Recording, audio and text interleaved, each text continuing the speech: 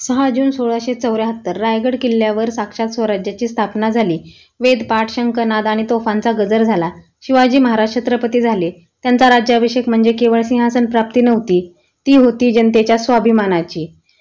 शिवाजी महाराजांनी सर्व धर्म समभाव राखला. त्यांच्या सैन्यात हिंदू मुस्लिम दोघेही होते. स्त्रियांच्या सुरक्षेसाठी त्यांनी कठोर नियम बनवले. त्यांनी व्यापार, नौदल, न्यायव्यवस्था आणि अर्थकारण सुधारण्यासाठी धोरण राबविले. प्रत्येक गावात पाटील, कुलकर्णी, हवालदार यांची नियुक्ती करून प्रशासन मजबूत केले. स्वराज्यासाठी समर्पित मावळे बाजीप्रभू देशपांडे, तानाजी मालुसरे, नेताजी पालकर, हंबीरराव मोहिते, मोरोपंत पिंगळे, येसाजी कंक हे स्वराज्याचे खरे रक्षक होते. तानाजी मालुसरे यांनी सिंहगड जिंकताना प्राण दिला. गड आला पण सिंह गेला हे त्यांचे बलिदान आजही प्रेरणादायी आहे. शिवाजी महाराज आणि औरंगजेब यांचं राजकारण औरंगजेब महाराजांना धोका मानत होतं. त्यांनी शिवाजी महाराजांना आग्र्याला बोलावून कैद केलं. महाराजांनी योजना आखून फळांच्या टोकऱ्यांमधून सुटका करून घेतली.